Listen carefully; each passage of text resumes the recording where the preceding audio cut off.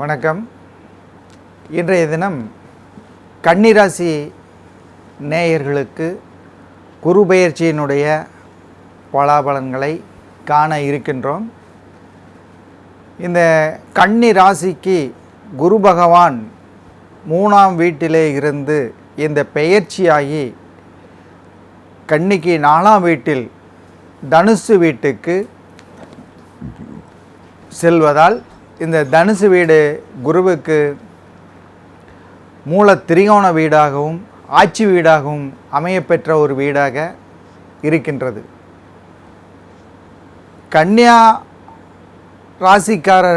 ராசிக்கார நேயர்களுக்கு கன்னியா ராசியினுடைய அதிபதி என்று சொல்லக்கூடிய புத பகவானும் தனம் வாக்கு என்று சொல்லக்கூடிய இடத்துக்கு அதிபதியாகப்பட்ட சுக்கிர பகவானும் சேர்ந்து கன்னிக்கு 3ஆம் வீட்டில் அமர்வு பெற்று இருக்கிறார்கள். அதோடு விரையாதிபதி என்று சொல்லக்கூடிய சூரிய பகவான் 2ஆம் வீட்டில் தனஸ்தானத்தில் உட்கார்ந்திருக்கக்கூடிய ஒரு அமைப்பையும் இந்த கன்னி ராசிக்காரர்கள் பெற்றிருக்கிறார்கள்.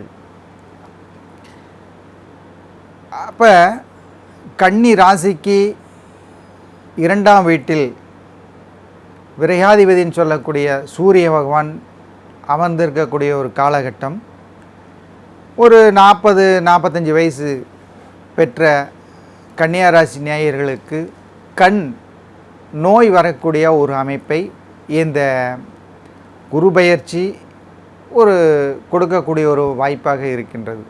அதோடு குரு 4ஆம் வீட்டிலே அமர்ந்து கன்னியா ராசிக்கு 8ஆம் வீட்டை மேசத்தை பார்ப்பதால் 8ஆம் வீடு என்று சொல்லக்கூடிய ஆயுள் ஸ்தானம் என்று சொல்லக்கூடிய அமைப்பை இந்த குரு பார்ப்பதால் அங்கே ஏதாவது நோய்வாய்ப்பட்டு இருக்கக்கூடிய கன்னிராசி நேயர்கள் அந்த ஆயுள் போராட்டமாக இருக்கக்கூடிய நேயர்கள் குணம் பெறக்கூடிய ஒரு வாய்ப்பு இந்த கன்னிராசி நேயர்களுக்கு கிடைக்கும். இந்த குரு பகவான் கன்னி ராசிக்கு 7ஆம் பார்வையாக மிதுன வீட்டை பார்ப்பதால் தொழிலில் மேன்மைகள், அதாவது கன்னிக்கு 10ஆம் வீடாக வரக்கூடிய ஒரு காரணத்தினாலும் இந்த கன்னியா ராசிக்கு பூர்வ புண்ணியாதிபதி என்று சொல்லக்கூடிய சனி பகவானும் 2 பேரும் சேர்ந்து உட்கார்ந்து இந்த மிதுன ராசியை பார்ப்பதால் மிதுனத்தில் 10ஆம் வீடு, கன்னிக்கு 10ஆம் வீடு என்று சொல்லக்கூடிய மிதுனம், அப்போ 10ஆம் வீடு என்று சொல்லக்கூடிய அமைப்பில் 10ஆம் ஸ்தானம் தொழில் ஸ்தானம் என்று சொல்லக்கூடிய அமைப்பில் தொழிலினுடைய முன்னேற்றங்கள், தொழிலில் அபிவிருத்திகள், அதாவது புதிய தொழில்களை தொடங்கக்கூடிய ஒரு வாய்ப்பு இந்த கன்னியா ராசி நேயர்களுக்கு கிடைக்கப்பெறும்.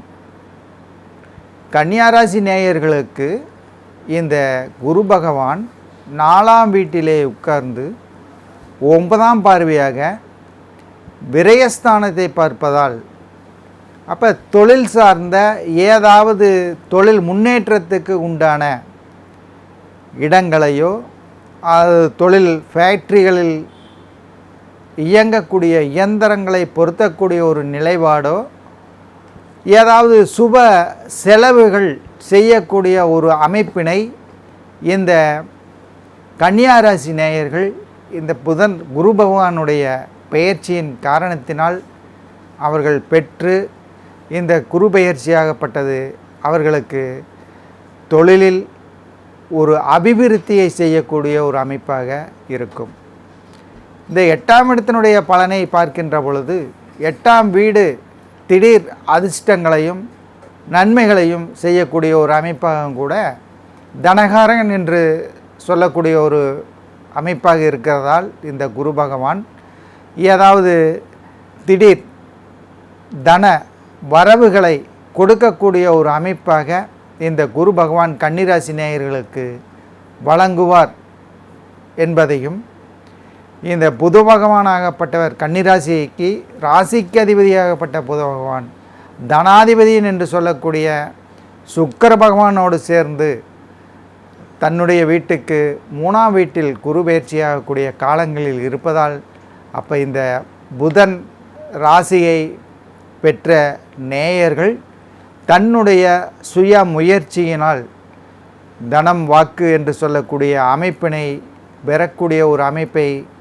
இந்த குரு பயிற்சியில் கிடைக்கும் என்ற ஒரு அமைப்பினையும் கூறி, இந்த கண் நோய் அல்லது கண் ஆப்ரேஷன், கண் பார்வை கோளாறு இதைகளை நிவர்த்தி செய்யக்கூடிய ஒரு அமைப்பாகவும் இந்த குரு பயிற்சியின் காலங்களில் இவர்கள் அனுபவித்து தீர வேண்டும். குரு பயிற்சியினுடைய நேரங்களில் இந்த மாதிரியான அமைப்புகளை பெற்றிருக்கிறார்கள்.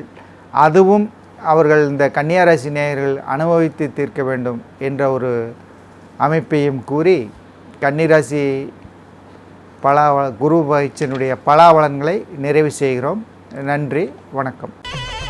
ஸ்ரீ குபேரன் டிவியை பார்த்தமைக்கு நன்றிகள். மேலும் இது போன்ற தகவல்களை தெரிந்து கொள்ள ஸ்ரீ குபேரன் டிவியை சப்ஸ்கிரைப் செய்யுங்கள். மறக்காமல் பெல் ஐக்கானை கிளிக் செய்யுங்கள்.